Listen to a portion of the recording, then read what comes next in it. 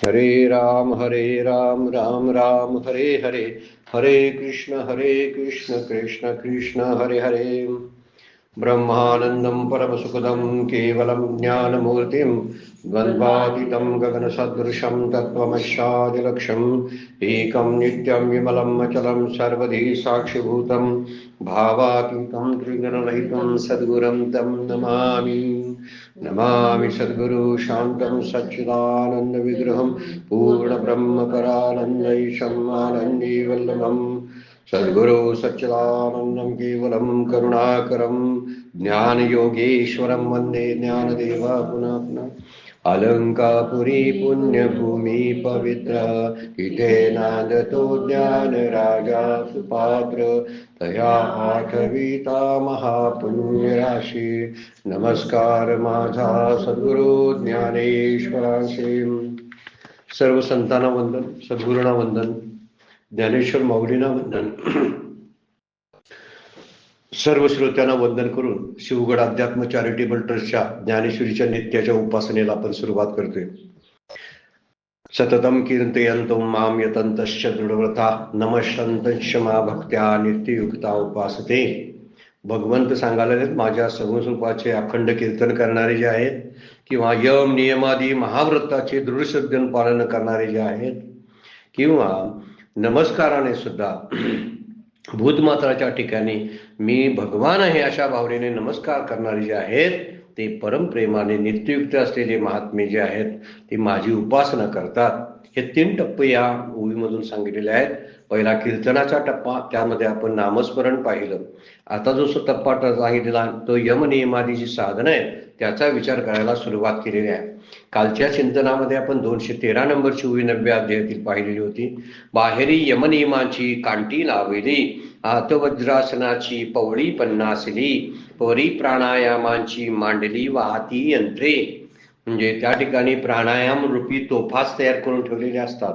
प्राणायामाच्या द्वारे आपलं मन या योग्याने शांत केलेलं असतं। यम आणि नियम जे 5 आहेत, काल त्याचं चिंतन झालं।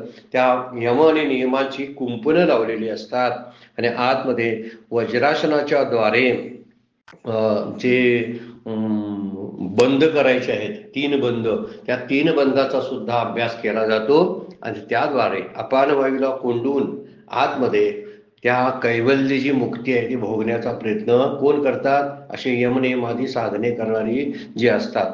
तर पहिलं साधन यमनियमाचं आणि प्राणायामाचं वज्रासनाच्या बाबतीत सांगितलेलं आहे। पुढे काय बोलतात बघा, तेत उल्हाट शक्तीची उजवडे मन पवनाची सुरवाडे 17वेचे पाणी आडे बळी आविले।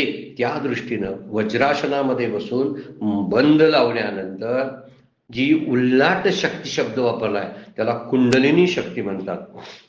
उल्लाट शक्ती म्हणजे कुंडलिनी शक्ती। याचा वरवर का असताना विचार आपण 6व्या अध्यायामध्ये केलेला आहे। किमान आपण त्याचे फक्त अर्थ तरी बघत गेलो, फार खोलात आपल्याला जाता आलं नाही, त्याचा अनुभव आपल्याला नाही, त्यामुळे काय बोलता येत नाही।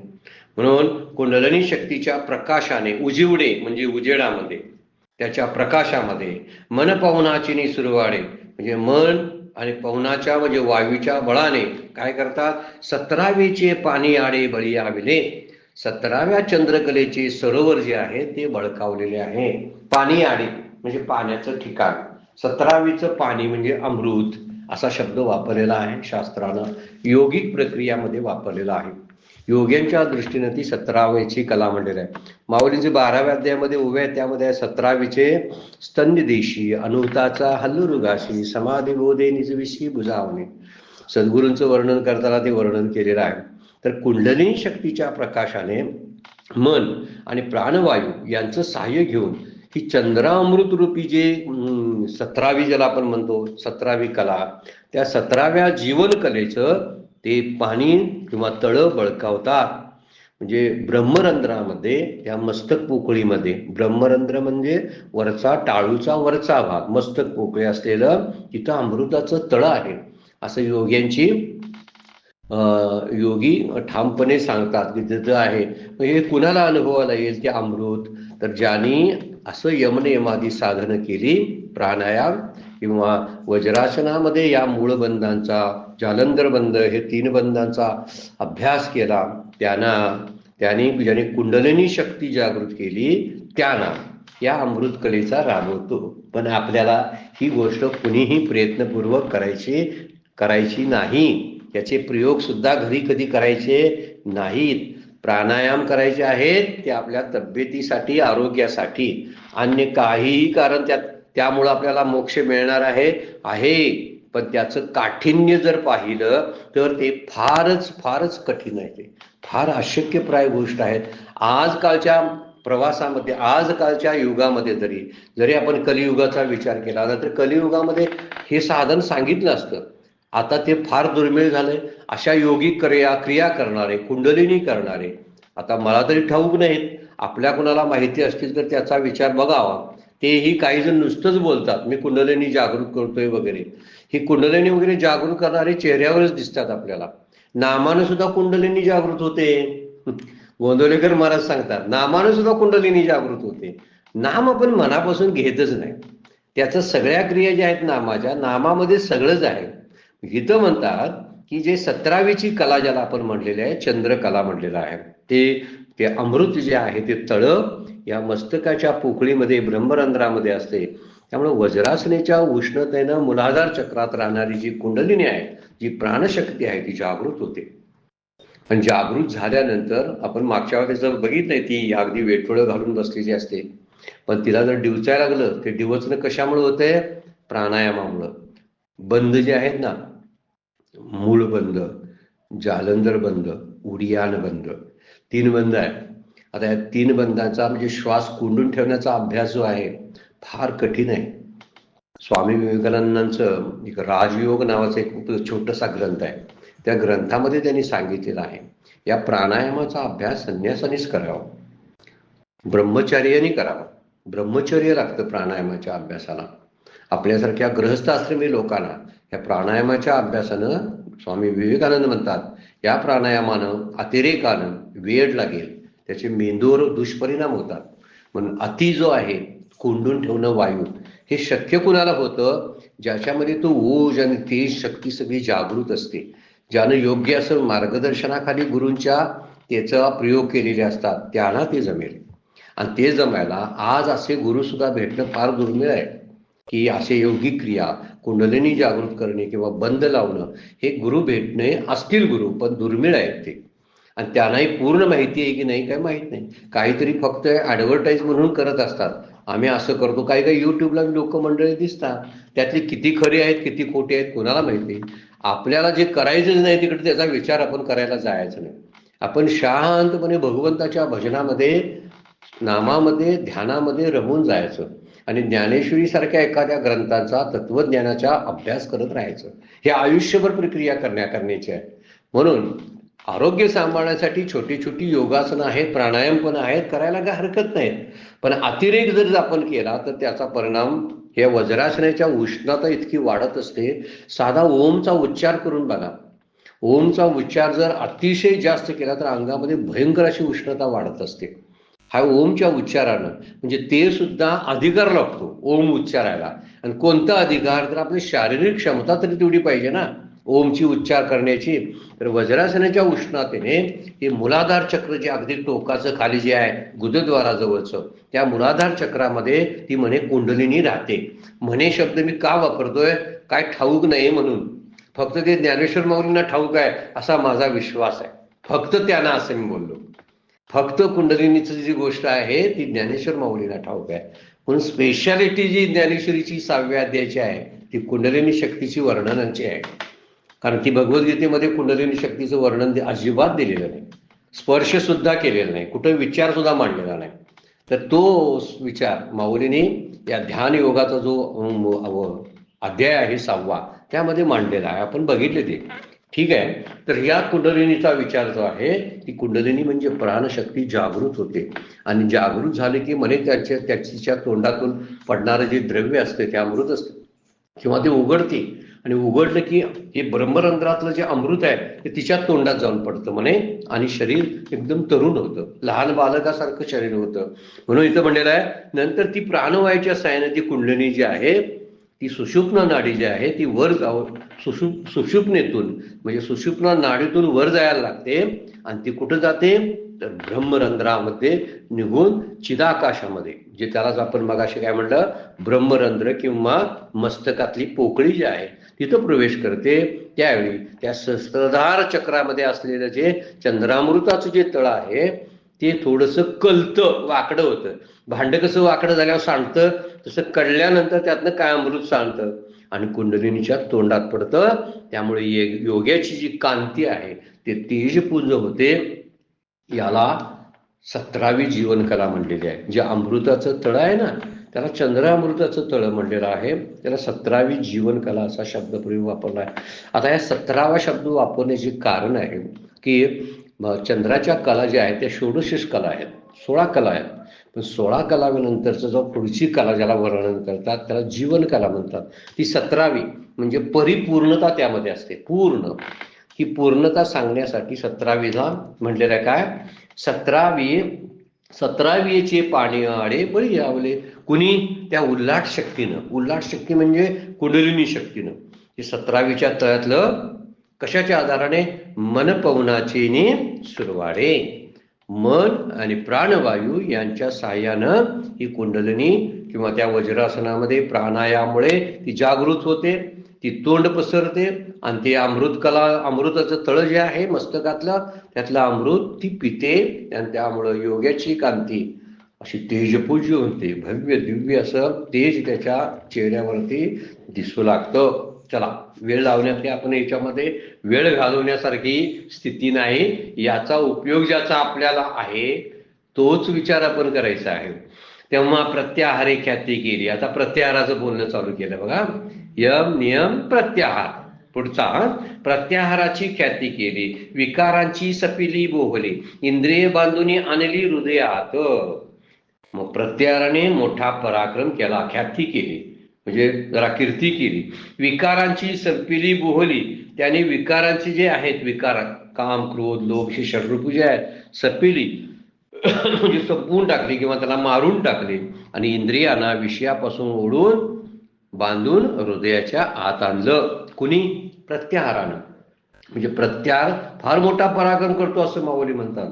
त्यांना विकारांना संपवून टाकलं आणि इंद्रियांना काय केलं विषयापासून ओढून आणलं. ज्यावेळी विकार संपतात, काम क्रोधापासून एखादा साधक बाजूला व्हायला लागतो त्यावेळी त्याची इंद्रिय काबूत राहतात आणि ज्यांची इंद्रिय काबूत राहतात त्यांना या सर्व गोष्टीचा लाभ व्हायला लागतो. म्हणून इंद्रिय अंतर्मुख करणं, ती आतमध्ये कोंडून घेणं याला प्रत्याहार म्हणतात. म्हणजे आपली अंतर्मुखता म्हणजे माझं पाहणं, डोळ्यानं पाहणं आत, कानानं आत ऐकणं, असे सुगंध आतून घेणं. अनुमत नाद म्हणतात त्याला, तो ऐकायचा असतो कानानं. आणि पाहायचं काय आहे, जो मी साक्षी आतमध्ये जो पाहायला लागलो म्हणजे आतमध्ये पळतोनी पाठीमारे ठाके आणि आपणचे आपण पा देखे असं वर्णन माऊलीने ते 6व्या अध्यायामध्ये केलेलं आहे बघा. ती वृत्ती जी आहे मनोवृत्ती ती पाठीमागे येते ध्यानाच्या वेळी, नामाच्या वेळी आणि आतमध्ये आपल्यालाच पाहायला लागते. आणि आपल्याला पाहायला लागले की इंद्रिय आतमध्ये हृदयामध्ये कोंडली जातात, अंतर्मुख होतात. त्याला प्रत्याहार म्हणतात. प्रत्याहार म्हणजे अडवून ठेवणं. त्याला इंद्रियांना काय करणं, असं अडवून ठेवणं, त्यांना रोखून धरणं.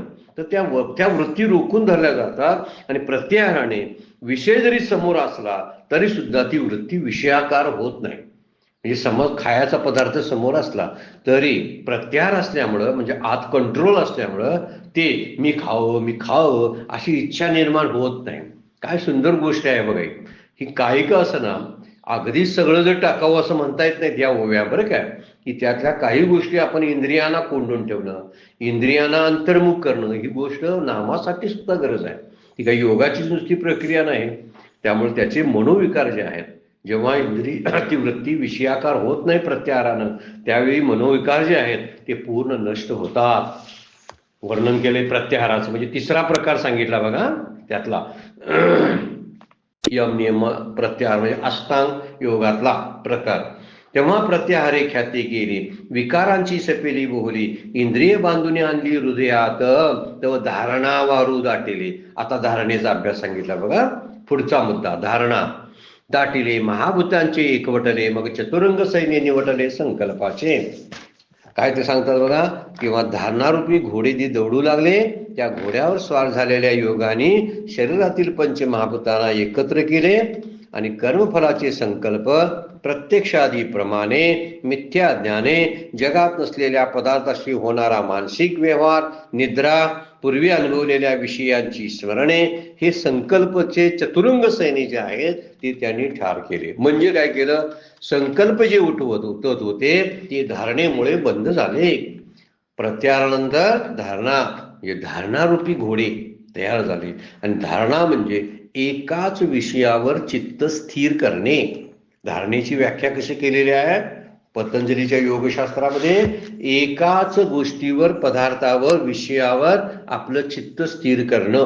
काही ओमवरती करतात, काही आपल्या सद्गुरूंच्या पायावरती करतात, काही जण मेणबत्ती किंवा उदबत्ती, पेटलेल्या उदबत्तीवर करत असतात बघा धारणा. म्हणजे पहिल्यांदा धारणा आणि मग ध्यान आहे, त्यामुळे अगोदर धारणा करावी लागते. तर ही धारणा करताना पंचमहाभूतांना एकत्र केलं जातं आणि हे सगळे संकल्पाची चतुरंग सेना जी आहे, चतुरंग शब्द वापरलाय बघा, धारणा वारू दाटले महाभूताते एकवटले, मग चतुरंग सैन्य निवटले संकल्पाचे. संकल्पाचे म्हणजे मन, बुद्धी, चित्त आणि अहंकार, हे 4 सैन्य आहेत मोठे, जे आपले काय करतात त्या ठिकाणी घात करू शकतात. हे संकल्प करतात ना. मन, बुद्धी, चित्त, अहंकाराच्या म्हणजे अंतःकरणाच्या द्वारे संकल्प आपले बाहेर पडत असतात. आणि म्हणूनच त्याला ठार केलं.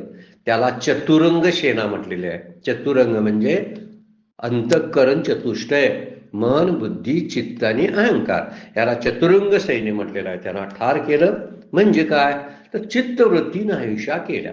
धावणारं चित्त होतं ना ते गोळा केलं, म्हणून पंचमहाभूतात ते एकवटले. सगळे पंचमहाभूतातले जे विषय आहेत त्यांना एकवटलं.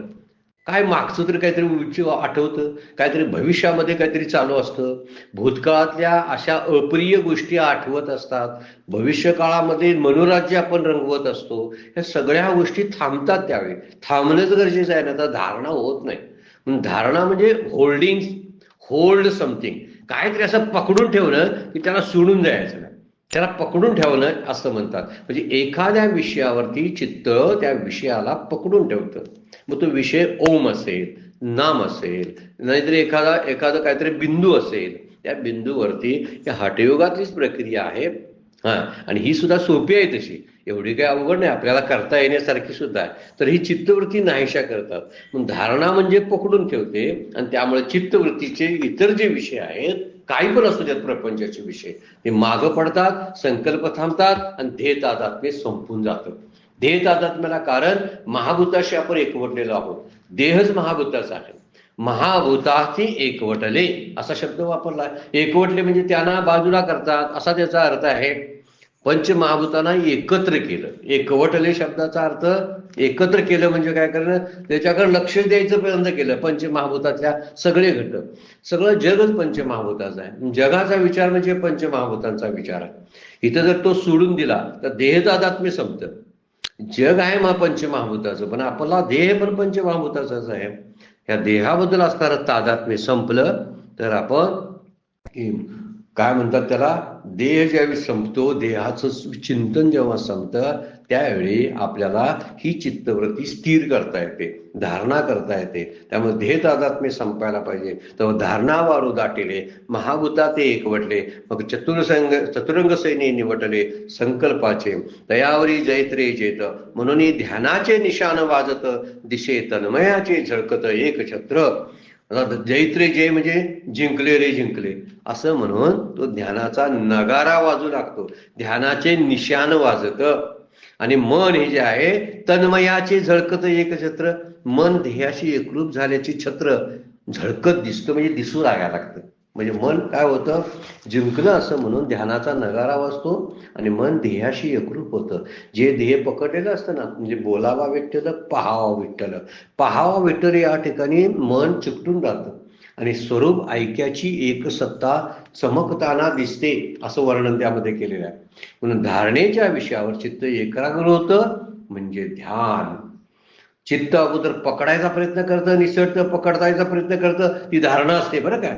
आणि ज्यावेळी खरोखर पकडलं जातं त्यावेळी त्याला ध्यान सुरुवात होते. म्हणजे ध्यानाची पुढची प्रक्रिया आहे म्हणजे धारणेची परिपक्व अवस्था म्हणजे ध्यान असतं. धारणेची परिपक्व अवस्था म्हणजे पुढची अवस्था आहे. म्हणून मन आणि बुद्धी एकाच विषयावर ऐक्य पावतात. मनाचं वेगळं चाललंय, बुद्धीचं वेगळं चाललंय असं होत नाही. मन आणि बुद्धीचं ऐक्य ज्या ठिकाणी आहे, 12व्या अध्याय आपण सांगतो, जेत मन आणि बुद्धीचे ऐक्य अति. ज्या ठिकाणी मन आणि बुद्धी एकत्र येतात ना, त्या ठिकाणी ध्यान पूर्णपणे लागलेलं असतं. आपलं भरकटणारं मन असतं, हलणारे हालचाल सगळी असते शरीराची, ही सगळी थांबली, त्याला मन पवनाची गोष्ट आहे. म्हणूनच प्राण सांभाळावा लागतो. प्राणशक्तीच बाहेर धावत असते ना. पुन्हा मन ते घेऊन जात असतं, प्राणशक्तीचेच पाय वापरते मन आणि घेऊन जात असते बाहेर आपल्याला. हे जर थांबवलं तर आपलं ध्यान व्यवस्थित लागतं. जैत रे जैत म्हणून ध्यानाचे निशाण वाजवतं. दिशे तन्मयाचे चलकत मग शांतपणे ध्यान लागतं. पाठी समाधी श्रेयशी असे का, शेवटचं अंग सांगितले हा समाधी. यम नियम प्रत्याहार, आसन ध्यान प्राणायाम काय समाधी, ध्यान धारणा समाधी. पाठी समाधी श्रेयशी असे का, आत्मान हो राज्य सुखा पट्टाभिषेक देका समरसे झाला. त्या योग्याच्या समाधी रूप लक्ष्मीसह सार्वभौम आत्मानुभव रूपी राज्य सुखा करता समरसतेने राज्याभिषेक झाला. काही वेळा खंदारकर महाराजांचे सुद्धा मराठीत भाषांतर केलेलं ते सुद्धा समजत नाही बरं काय. या ठिकाणी आपल्याला इंटरेस्ट असेल, जिज्ञासा जर असेल, ही उभ्या परफेक्ट समजून घ्यायची, तर साखरे महाराजांची ज्ञानेश्वरी एक प्रसिद्ध आहे आणि मामासाहेब दांडेकरांची एक ज्ञानेश्वरी प्रसिद्ध आहे. त्यांचा आधार जर आता आपण घेतला अर्थाच्या दृष्टीनं तर अत्यंत उपयुक्त ठरेल आपल्याला. असं एक अभ्यासांती आपल्या लक्षात येतं. म्हणजे फक्त खंदारकर महाराजांचा जर असं वेदांताच्या विचारानं अर्थ केलेले आहेत ओव्यांचे, आणि त्यामुळं तसं थोडंसं कठीण सुद्धा अर्थ वाटण्याची शक्यता असते. वाटलं नाही तर बरंच आहे. काय म्हणतात बघा, ही शेवटची ओवी त्यामध्ये टाकलेली आहे. अगदी आपण 211व्या नंबरच्या ओवीपासून 12व्या ती 218 पर्यंत सगळी योग यम नियमादी साधनाची व्रत सांगितल्यात. त्या व्रताचं पालन तो योगी कसा करतो याचं वर्णन केलेलं आहे.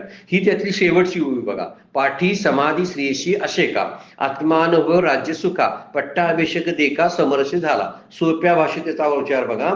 जीवात्म्याला समाधी सुखाचं संपूर्ण ऐश्वर्य प्राप्त होतं. शब्द जो स्त्रिया शब्द वापरलाय, स्त्रिया म्हणजे लक्ष्मी ऐश्वर्य, ते जे समाधीचं ऐश्वर्य जे आहे ते सगळं प्राप्त होतं संपूर्ण असे का, आणि तो आत्मानुभव राज्य सुखा पट्टाभिषेक झाला. म्हणजे तो आत्मानंदाच्या सिंहासनावर त्याला राज्याभिषेक होतो. म्हणजे तो परब्रह्माशी एकरूप होतो. आत्मानंदाच्या सिंहासनावर त्याचा राज्याभिषेक होतो. म्हणजे काय होतं, राजा होतोय तो. म्हणजे आत्म्याचा जो प्रांत आहे त्या आत्म्याच्या साम्राज्याचा तो राजा बनतो. म्हणजे परमात्म्याशी त्याचं एकरूप होतं. जीव आणि शिव एकरूप होता, समरसे झाला. समरस होतात ही शेवटची पायरी सांगितलेली आहे. म्हणून हठयोगाचं शेवटचं अंग समाधी आहे. ते आपण बघितलं. आणि जे योग्याला समाधी प्राप्त झाली ध्येयाकार अंतःकरणतेच्या अखंड तेज समाधी म्हणतात. अखंडता जी असते ना ध्येयाकार वृत्तीची, थोडस धरसोड होते त्यावेळी धारणा असते. त्यानंतर थोडस स्थिर झालं की ध्यान होतं. पण ध्यानामध्ये सुद्धा वेगवेगळ्या प्रकारच्या त्यामध्ये, तर त्यामुळे कदाचित इकडं तिकडं जरी झालं तर त्या ठिकाणी समाधीचा अनुभव जो आहे तो मात्र पूर्ण आहे. कदाचित ध्यानाला सविकल्प समाधी म्हटलेलं बरं आणि समाधीला निर्विकल्प समाधी म्हटलेलं बरं, असा त्याच्यातला मुख्य अर्थ आहे. समाधीचे 2 प्रकार पडतात आणि त्या 2 प्रकारामध्ये वेगवेगळे शब्द वापरले ना, सप्रज्ञात किंवा आणि असंप्रज्ञात असे समाधीचे 2 प्रकार आहेत. त्यालाच काय म्हणतात बघा, सविकल्प आणि दुसरा निर्विकल्प. त्यालाच एकाला सबीज आणि दुसऱ्याला निर्बीज अशी 3 नावं आहेत. आपण समजून पतंजलीच्या योगशास्त्रामधलं वर्णन ही केलेलं आहे. सप्रज्ञात म्हणजे सविकल्प म्हणजे सबीज, आणि दुसऱ्याला असंप्रज्ञात निर्विकल्प आणि निर्बीज. ही 3 नावं समान आहेत. वरची 3 नावं समान आहेत. सविकल्प समाधीमध्ये ध्याता ध्यान व ध्येय या त्रिपुटीचं अंतःकरण जे आहे ब्रह्माच्या ठिकाणी स्थिर झालेलं असतं. अंतःकरण स्थिर झालेलं असतं. पण निर्विकल्प समाधीमध्ये त्रिपुटीचं भानच नसतं. अंतःकरण अखंड ब्रह्माकार होतं. म्हणजे त्याचंच आकार धारण करतं, साक्षात आकार धारण करतं ते. आणि साक्षात आकार धारण करतं त्याला साक्षात्कार म्हणतात. लक्षात आलं असेल. आणि ती निर्विकल्पाची अवस्था आहे. म्हणून मगाशी बोललो आपण ना, सविकल्प समाधी ही ध्यानाचाच पुढचा थोडासा टप्पा आहे. ध्यानाच्या अगदी जवळ असणारा तो समाधीचा टप्पा आहे सविकल्प समाधी. पण निर्विकल्प समाधी ध्यान सुटतं पाठीमागं. आणि ध्यान सोडून डायरेक्ट पुढच्या पायरीवर जाणं, त्यावेळी सगळ्या त्रिपुटीचा काय अंतःकरणी उजळला दीप, काय म्हणतात ते, त्रिपुटीचा दीप मावळलेला असतो. म्हणजे त्रिपुटी जेव्हा मावळते, ध्यान ध्यातात ध्येय जे आहे ते सगळं मावळून जातं. मी कुठं बसलोय, काय करायला लागलोय, कुणाचं चिंतन करायला लागलोय, काही नाही, नाम नाही, कशाशी देणं घेणं नसतं, पूर्ण देहाशी तादात्म्य संपलेलं असतं. ही अशी अवस्था आहे. अगदी नाम मुरत गेलं तर नामानं ही अवस्था प्राप्त होते. नाम समाधी त्याला म्हणतात. ही एक वेगळ्या समाधीचा प्रकार संतांनी आपल्या काढलेला आहे. विशेष करून महाराष्ट्रातल्या संतांनी नाम समाधी म्हणतात.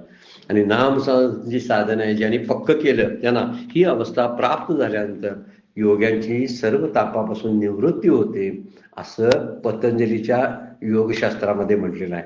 सगळे ताप संपून जातात आणि कैवल्य म्हणजे मोक्ष त्याला प्राप्त होतो, अशी एक विचार त्यामध्ये वर्णन केलेला आहे.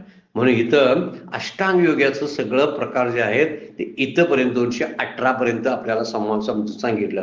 अगदी सुरुवातीची उभी म्हणजे बाहेरी यमनियमाची काठी लाविली असं वर्णन नाही, 212 नंबरची. मग अनिक ते अर्जुना साविया बहुता जतना पंचप्राण मना पाडावं घेऊन. या 212च्या ओवीपासून 218 पर्यंत अष्टांग साधन माऊलीने वर्णन केलेलं आहे. आणि जो आपला श्लोक आहे ना, यतंतश्च दृढव्रता, या शब्दावर इतक्या त्या ओव्या वापरलेल्या आहेत. त्या शब्दावर जे पद आहे ना त्या श्लोकातलं, यतंतश्च दृढव्रता. आणि सततम कीर्तयंतम पाठीमागं आपण बघितलं, त्यामध्ये नामसाधना सांगितलेली आहे. ही साधना जी सांगितलेली आहे आपल्यासाठी नाही, मात्र लक्षात ठेवणं फार गरजेचं आहे. आता ती दुसरी साधना जी आहे नमश्शंतच, काय वर्णन पुढे केलेलं आहे ना, नमश्शंतंश मा भक्त्या नित्ययुक्ता उपासते, हे पुढचं साधन आता ते सांगणार आहे. आयशे गहन अर्जुना माझे भजन, आता ऐके सांगेन जे करती एक. आता अष्टांग योगाद्वारा होणार माझं भजन फार अवघड आहे. माऊलीच बोलतात बघा, सांगितलं ना. मग नंतर म्हणतात गहन, गहन म्हणजे अवघड आहे. आयशे गहन अर्जुना माझे भजन, हे सुद्धा भजन आहे. यम नियम, प्राणायाम, आसन, ध्यान, धारणा, समाधी, ही 8 अंग पालन करणं माऊली म्हणतात तेही भजन आहे, योगिक भजन आहे. परंतु ते भजन गहन आहे, अवघड आहे. आता एके सांगणं जे करते, आता भक्त ज्या आणखी एक प्रकारे जी भक्ती करतात ती तुला मी तिसरा भक्तीचा प्रकार सांगतो. आणि त्याला नमश्शंतच मग शब्द जो वापरला ना, नमन भक्ती ज्याला म्हटलेली आहे, त्या नमन भक्तीचा उल्लेख माऊली या पुढच्या ओव्यांपासून करणार आहेत. तरी दोन्ही पालवेवरी जैसा एक तंतू अंबरी. म्हणजे गहन का म्हटलं मात्र वरचा, कारण भक्तीच्या प्रांतात ही योग क्रिया जमत नाही. आता दुसरं नमन रूप भजन सांगतो आहे. कसं म्हणतात, सर्व आयुष्यभर जरी आपण प्रयत्न केला तरी यम नियमन साध्य होणं कठीण आहे. हे सामान्य जीवाला अशक्य आहे बरं काय. आम्ही जे सामान्य जीव आहे प्रापंचातल्या आसक्तीमध्ये मुरलेलो आहोत, आपण बुडलेलो आहोत. 8 अंगाचा अभ्यास सामान्य जीवाच्या कक्षेच्या पलीकडे आहे, विचाराच्या कक्षेच्या पलीकडे आहे. 12व्या अध्यायामध्ये ओवी सुद्धा माऊली त्यासाठी बोलतात बरं काय. म्हणून ही योगाची या वाटा जे निघाले गा सुबटा, तर या दुःखाचाच वाटा भागा आला, त्यांना दुःखच पदरात पडेल. कारण ते पूर्ण होणारं साधन नाही. त्यासाठी वेगळा विचार, वेगळा मार्गदर्शक, गुरु वेगळे, हे सगळे विचार वेगळे आहेत. आणि त्या ठिकाणी असं आपण काय पण खाणारे, काय पण बोलणारे, काय पण पाहणारे, काय पण ऐकणारे, कशाचा पण सुगंध घेणाऱ्यांना हे पचण्यासारखं नाही. त्याला असा घट्ट दृढ शब्द त्यासाठी वापरलेला आहे, त्यांनाच येतं. आता नमन भक्तीचा प्रकार जो सांगणार आहे ते गावेमध्ये काय म्हणतात, दोन्ही पालवेवरी. पालवी म्हणजे पदर. वस्त्राचे दोन्ही जे पदर असतात त्या दोन्ही पदरामध्ये पर्यंत जैसा एक तंतू अंबरी. अंबर म्हणजे वस्त्र. अंबर म्हणजे काय? वस्त्र. तर जसा एकच तंतू असतो धागा, तंतू म्हणजे धागा असतो, तैसा मी वाचुनी चराचरी जानती ना. आता सुंदर हे आपल्यासाठी सांगितलंय बघा. त्याप्रमाणे ते भक्त ज्या जड आणि चेतन असलेल्या विश्वामध्ये माझ्या वाचून दुसरी वस्तूच काही जाणत नाहीत. सगळं दिसते ते परमात्म स्वरूप आहे असा त्यांचा निश्चय झालेला असतो. याला नमन भक्ती म्हटलेला आहे. आणि त्यासाठी उदाहरण देताना कापड, वस्त्र आणि धागा ह्यांचं दिलेलं आहे. परमात्मा व त्याने केलेली सृष्टीतील जीव तो वेगळे मानतच नाही. जसं तंतू आणि तो पट वेगळा नसतोच, धागे आणि ते वस्त्र वेगळं नसतं. कोणत्याही वस्त्रातील पदरातील दोन्ही टोकापर्यंत, म्हणजे या टोकापासून वस्त्राच्या त्या टोकापर्यंत नुसत्या उभ्या आणि आडव्या धाग्याखेरीज काहीही नसतं. त्याप्रमाणे या चर आणि अचर सृष्टीमध्ये काय म्हणतात, तरी मी वाचुनी चराचरी जाणतीना. चराचरी म्हणजे चर, चर म्हणजे सजीव, आणि अचर म्हणजे निर्जीव. दगड वगैरे जे आहेत ना ते निर्जीव आहेत, पर्वत डोंगर निर्जीव आहेत, झाड सुद्धा सजीव आहे आणि जीव सुद्धा सगळे सजीव आहेत. हे सगळे पशु पक्षी आणि मानवयोनी ही सगळी सजीवामध्ये चरामध्ये मोडते. म्हणून चर आणि अचर, सजीव आणि निर्जीव सृष्टीत माझ्याखेरीज काही दुसरं ओळखतच नाहीत. ते काय बघील त्याला देवच समजतात आणि नमस्कार करतात. म्हणून नमशंतचे नमन भक्ती म्हणलेलं आहे. जोपर्यंत भेद शिल्लक असतो तोपर्यंत सर्व भौतमात्राच्या ठिकाणी लीन होणं अवघड होते. कसं शरण येणार आपण सांगा. प्रत्येकात आपल्याला जर समजा भगवंत दिसायला लागला, संतांची अनेक उदाहरण आहेत. तुका म्हणे एका देहाचे अवयव सुखरूप सुख दुःख भोग जीव पावे. असं विष्णुमय जग वैष्णवांचा धर्म, भेदाभेद धर्म अमंगळ. हे वाईट आहे म्हणतात तुकोबा. भेद आणि अभेद दोन्ही गोष्टी काय करायच्या गरज नाही. सगळं जग विष्णुमय आहे. आणि हे विष्णुमय कधी दिसतं, जसं एखाद्या पटामध्ये वस्त्रामध्ये तंतूच फक्त असतात, तसं सजीव आणि निर्जीव जे असतात ना हे एक वस्त्रच आहे. जग हे वस्त्र आहे आणि त्यामध्ये असलेले तंतू जे आहेत हे भगवंताचेच आहे. दिसायला दिसतं वस्त्र, पण असायला असत्यात तंतूच, धागेच असतात. तसं दिसायला दिसतं जग, असायला देवच आहे. सगळीकडे भगवंत आहे. फक्त भगवंत आहे अशी भावना ह्या नमशंतस्य म्हणजे नमन भक्तीनं आत यायला पाहिजे. म्हणजे सगळ्यांना नमस्कार करावासा वाटतो. अगदी दिसेल त्याला, म्हणजे अगदी कावळ्या कुत्र्यांना सुद्धा नमस्कार करतात ते, कारण त्यांना सगळीकडे देवच दिसत असते ना. नामदेव महाराज त्या कुत्र्याच्या पाठीमागे खाऊ घालायला लागले होते ना, कशासाठी?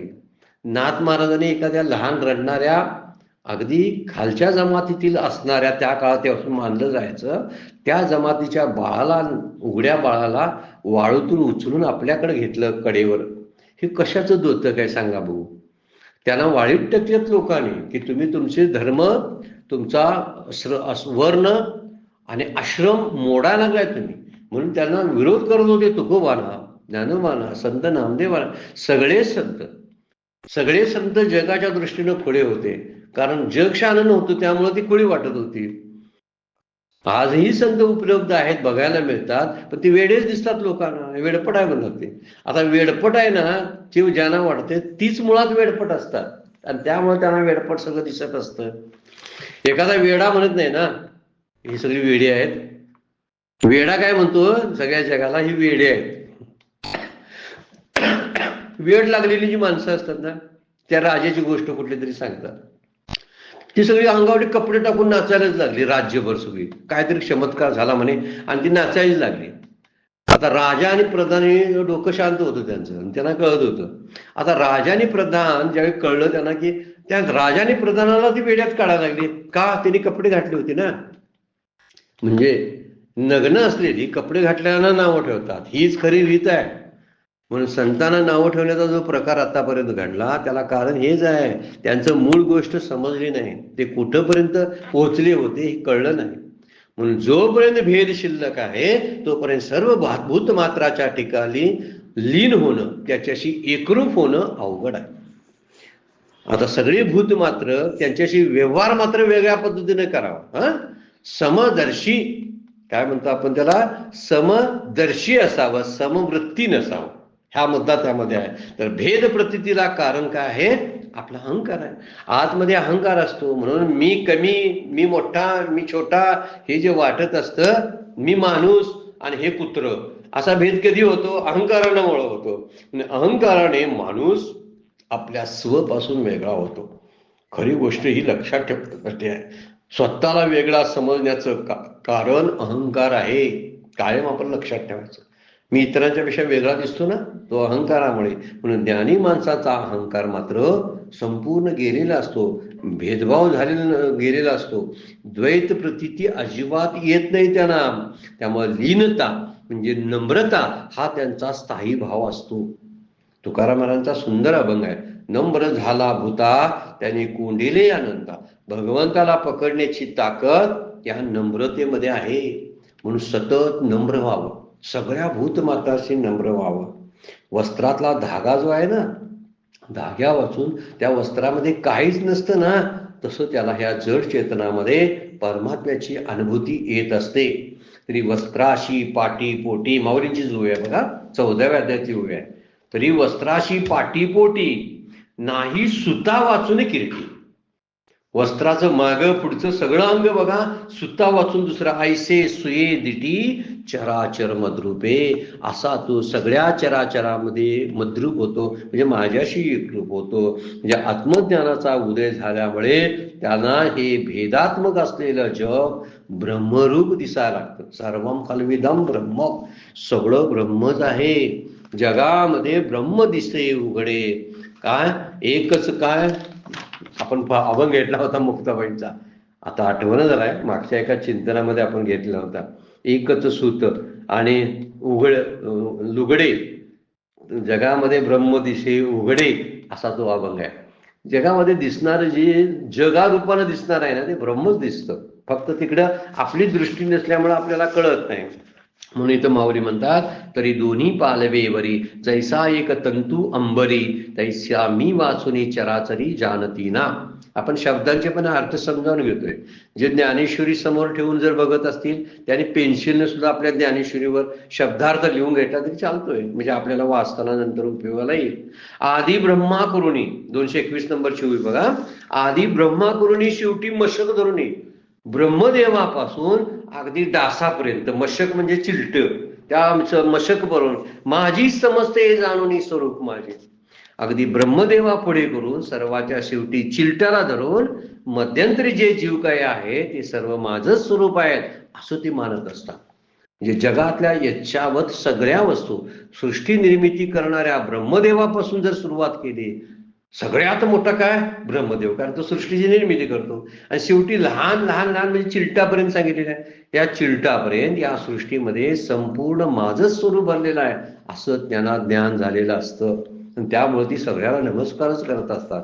म्हणून श्रेष्ठ असलेल्या ब्रह्मदेवापासून क्षुद्र असलेल्या चिलटापर्यंत माझं सर्व स्वरूप रूप आहे, हे परमात्म्याचं स्वरूप आहे.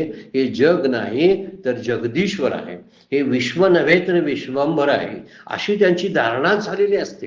त्यामुळं साधारण आपली दृष्टी मात्र कशी असते बघा, अज्ञानाची दृष्टी नाम पर्यंत, रूप गुण आकार एवढ्यामध्येच असते. कारण त्यामध्ये काही ठिकाणी त्यामुळे विविध प्रकारचे प्राणी दिसायला लागतात उपाधीच्या मुळे. या सगळ्या वेगवेगळ्या उपाधी आहेत. प्रत्येकाची शरीर वेगवेगळ्या आकाराची आहेत, प्रत्येकाच्या शरीराला वेगळी नाव आहेत. म्हणजे कुत्र्याचं शरीर, त्याला कुत्र म्हणतात, त्याला 4 पाय असतात, पण त्याची डोळ्यांची रचना वेगळी. माणसाचं वेगळं कसं आहे बघा, तसं कुत्र्यापेक्षा हत्ती वेगळा आहे. किती वेगवेगळे आहेत सगळे बघा. सगळ्यामध्ये दागिने वेगवेगळे असतात का नाही, असतात की. पण आतलं सोन्याला काय फरक पडतोय का त्यामुळे सांगा बघू, काहीच नाही, आहे तसंच असते. आकार बदलले, मडकी किती, भांडी किती वेळ असली, पण त्यामधलं असणारं स्टील एकच असते ना. किती भांडी आपली असू दे, स्टीलची भांडी वेगवेगळी असतात बघा. वाटे असतात, चमचे असतात, आकार आकडे इकडे तिकडे, ते काटे असतात त्यातलेच चमचे असतात. हे सगळे जे असतात ना, हे आकारानं वेगळे असतात. आतलं त्यातलं स्टील जे असते ते एकच आहे. दागिन्यातलं सगळं दागिने वेगवेगळे दिसतील, अंगठी दिसेल, उघडी दिसेल, चिताक दिसेल, माळ दिसेल, आहे आकार वेगळे, पण सोनं एकच आहे ना त्यामधलं. तोच प्रकार आहे. अज्ञानी जीवाला मात्र अलंकार दिसतात आणि सोनाराला सोनं दिसतंय. बरोबर आहे की नाही? सोनार सोन्याकडे बघतो आणि आम्ही अलंकाराकडे बघतो. म्हणून आपल्याला अलंकार आवडतात. सगळ्यांना विचारा, तुम्हाला काय आवडतंय? अलंकार आवडतात. सोनं कोणाला आवडते का नाही? बघा, आवडते म्हणतात. मग सोनं घालून जावा. काय करायचं? सोन्याचा गट्टा एक घ्यायचा हातात आणि असं हातात घेऊन फिरायचं. एक चिप घ्यायची मोठी किंवा बिस्किट अशी गळ्यात बांधायची, गुंडळायची आणि फिरायचं. फिरेल काय कोण बघा? नाही, त्याचे दागिनेच आवडतात. म्हणजे सोन्यापेक्षा मला दागिनेच आवडतं, देवापेक्षा मला ह्या वस्तूच आवडतात, नामरूपच आवडतात. ही गोष्ट फार महत्वाची आहे. मात्र महात्म्याचं तसं नसतं बरं का. महात्माचं लक्ष सोन्याकडे जसं सोनाराचं असतं ना, तसं तसं महात्म्याचं लक्ष त्या परमात्म्याकडे असतं. त्या परमात्म्याची जी विविधता आहे ते विविधतेकडे नसतं, ही उपाधी आहे सगळे.